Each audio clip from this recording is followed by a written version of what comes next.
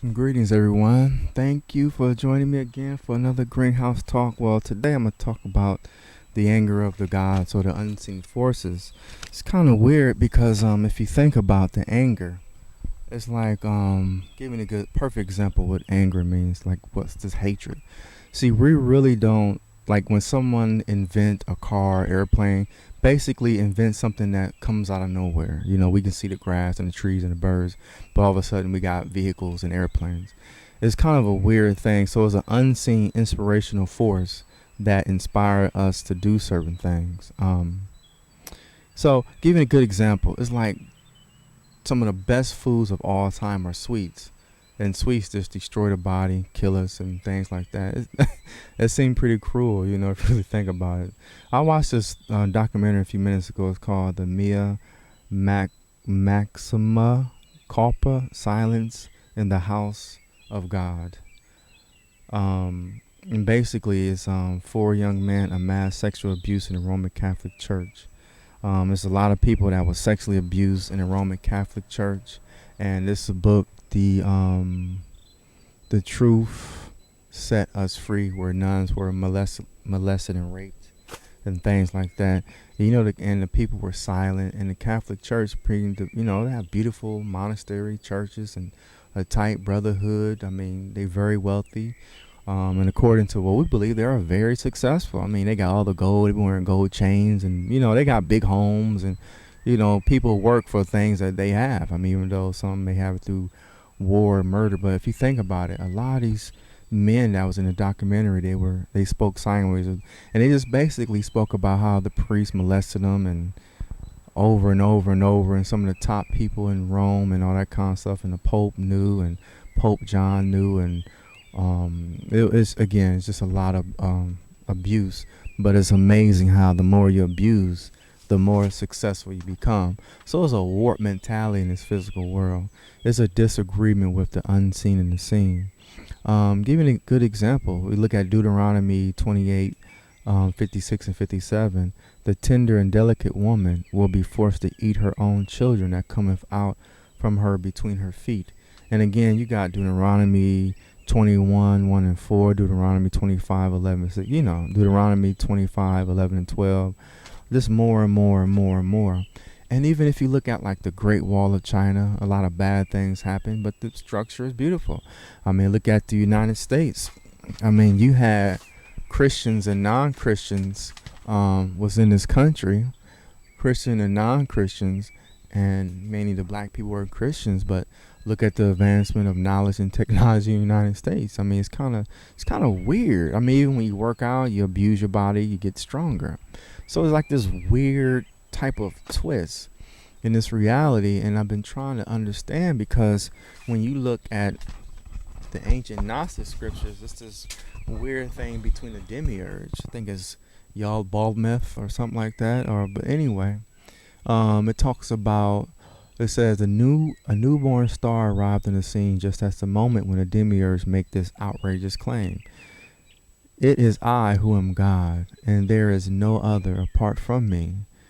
This mystic event suggests that the formation of the archonic heaven world must have been advanced at least to the primary structure. The demiurge behaved like a foreman who showed up at a construction site, observing the magnificent outline of the building in process, and declared that he, not the architect, is the originator of all it beholds. In episode 6, Sophia reacts by shaming the demiurge when she saw the impiety of the Lord of the Alcon. She was filled with anger. She declared to him, "You are mistaken, blind one." Wow, that's his mother. "You are mistaken, blind one. There is an immortal child of light who come into this realm before you, and who will appear among you. Are mistaken, blind one.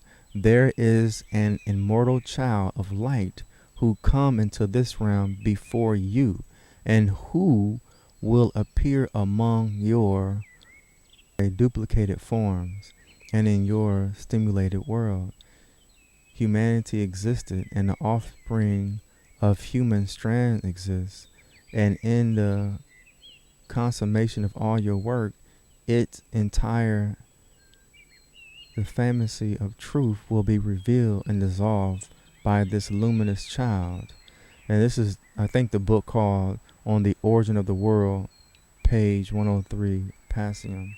It's kind of weird because if you learn the story of Sophia and how the planet Earth was created and her son, the demiurge, was created from her fall, and then she kind of disagreed because he was more plastic, like instead of like a spiritual, so he was more physical. And that's why when you look at humanity, it's this conflict between plastic technology like transhumanism and all that, and then the human form. It's like creation says that you already made a heart, but we work so hard to destroy the physical heart it's already made, and then we applause and so happy of creating an artificial heart.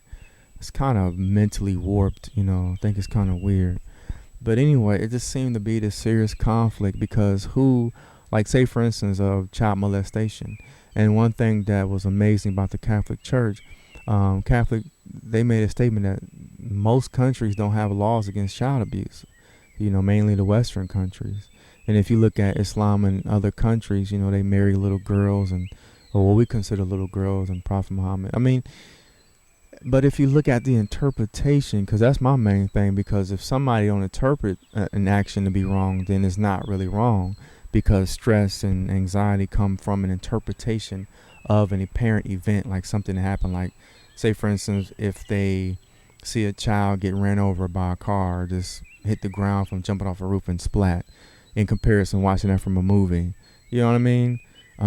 Even though it's both visual and the person did not feel it because they were just watching it, and even if you can watch a movie, you can cry and you can feel, and you can have emotions arise from watching a good movie or something that you can relate to, but anyway, it's this weird warped reality, man, that we live in, that the more you abuse and do harm, the more you appear to be successful, meaning that the forces that control this world will grant you protection. Because they even say like the meanest people live the longest and all that kind of weird old stuff, well, at least in the United States. But it's kind of weird because years ago I was trying to study Lenin, Adolf Hitler and all the rest, and I was trying to figure out when nature start attacking people who start hurting millions and billions of things. Like, say for instance, technology has ruined trees and all that kind of stuff, but it seemed like things were just going wrong. We try to kill the bugs, and the same bugs we're trying to kill, they kill with the bugs get immune to it. You know what I'm saying? And get stronger and try to kill us all. But I just don't understand it.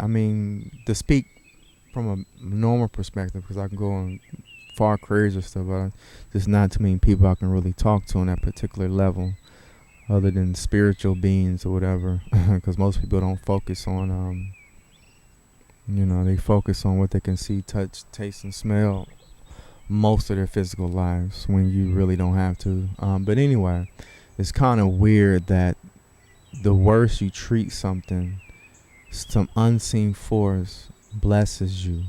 Like the person who ruled countries. You have to do some vicious things to get into positions, and it's weird. People respect it and honor it. But then when the person get ill, it seems like they change. I don't understand that. What force drive you? Literally, because there's times that you're like, yo, I know I'm doing what the world considered wrong, because somebody set the standard before that person was even born. It's like murder. When before Adolf Hitler was born, it was already a concept, meaning that if you done those type of acts, the world, human beings consider that wrong, right? So we got to ask the question of the individual things, meaning spiritual, ethereal, whatever, created these things. Why is such a conflict? Why the flesh? Because the Bible said the flesh is weak, but the spirit is willing. But why have this anyway? Why? If the totality of all of existence can create anything at once, because some people say you grow spiritually. You grow spiritually. But if you can do whatever you want, and it is known that this does not work, and you prove it doesn't work by the reaction. Like if you see a bug and a bug see you, it runs. We say the bug is not intelligent, but it knows it need to get the heck away from you if it wants to live. So these interpretations is everywhere. So you can see this in all animals. So we don't have to say it's cultural locally like within the United States. This is a universal thing. But it's weird. But we learn this because newborn babies, they don't even have these reactions. It's weird, man. So between the demiurge or Yaldabaoth, or whatever, God who created the physical world and the spiritual world, and that's why the Egyptians had the scale. They had the feather and they had the heart, meaning that if you don't have the burdens that you accumulated in the world, that you'll be able to pass by. Think about that. So who created that? Who? Like, why when we, say for instance, do something, like say for instance, be married to somebody and we cheat, right? Why would the person feel remorse for cheating? Why did they not have enough strength to not cheat in the first place? Because before they was even born, the results was already known. Because they already was told about how a person feel when they cheat on somebody. So they was already informed. But when they did it, they reacted like they didn't know it was going to be possible. So why is there forces that control all life more on that perspective? Like say for instance, the existence have this completion, and the ones that a part of creation like gods and stuff, they are totally incomplete. But why? It's like give an example of completeness. Creation, I love this example. It's like when someone is born like an insect, creation already give them the instincts without parents to know how to govern and protect themselves. But when creation created other parts of creation like human beings and other animals, those one who gave birth to them have an instinct and a knowledge to protect their children. They create societies and they create laws. So it's like this harmonious, it's like this great blessing, but then this great curse because you have the right to give birth to a child and put it in a garbage can. But then when you, at a certain age, because even women who give abortion, they feel regret and sad, even though it's like years later. You know what I mean? It's like, if it didn't matter, because some people even get stressed to a level of having a stroke.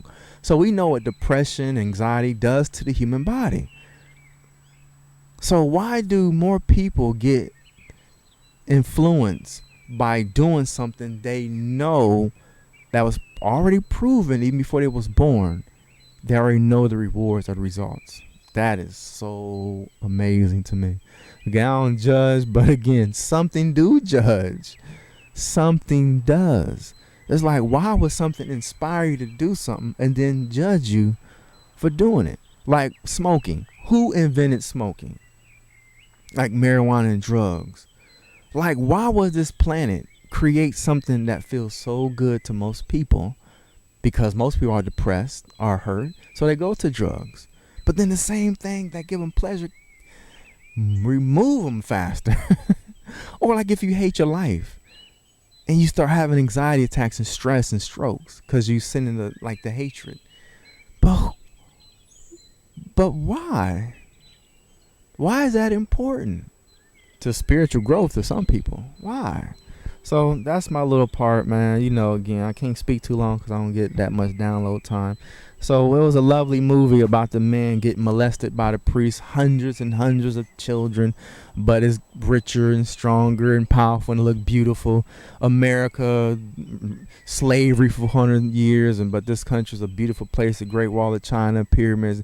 It is weird. It is weird. It's like this warped reality that people said that we have, because again, the Hermetics, you gotta have dualism.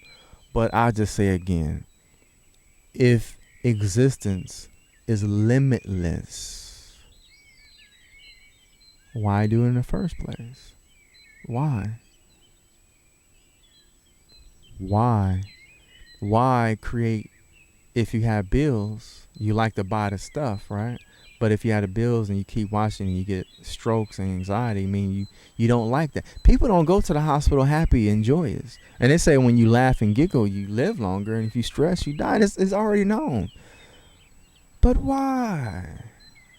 Who inspires? Because nobody asks a question. We need to find the being who inspired, like the story of Sophia. She saw something and she went after it. But who gave her the desire to want to? Because it says that the great existence closed itself off and she went searching and stuff and fell. And yeah, well, why get mad for something that she didn't even create? Why get judged? Because when she got hurt, like most people, when they get cancers and illnesses or get murdered, they don't like that. They don't laugh. It's like when somebody, oh, you got cancer, stage 1 or 4 or 5, whatever levels are. You got AIDS. Oh, let's go have a party. But when they at their deathbed, I don't know. So we need to try to look for the lovely beings who have us interpreting things, because again, it interprets death as destruction. Like you can see joy, you can see death, you can see illnesses, you can see life, beings of light, beings of darkness. But why, even though the beings of darkness are dark, why eventually one day, because I read books of people who died and stuff and they were mean, but why would they switch over when they are not the author of that? So I think as a spirit, we must be parented. We must learn respect. And I think that's what it's about. You need to respect existence. You need to stop it. To all the gods and goddesses who are so old, maybe too damn tired to change. But these souls, y'all need to just show some respect, please. Otherwise, you would just be shuffled. And that's your choice. But I ask the great existence who give us inspiration to please let yourself be known so we can have a good conversation. Just for understanding and awareness. Because it's not judging. Because I'm trying to do whatever it takes. Like herbs are bitter, so I don't eat a lot of sweets. Because it's been proven to me that bitter stuff is works best, like exercising and fasting and stuff, that the flesh hates. Woo! Fasting. You mean to fast for 40 days and 40 nights, no food, no water? Woo! That's a lot of misery, but a lot of strength. All right, I talk too much. Peace and blessings, and I'm out.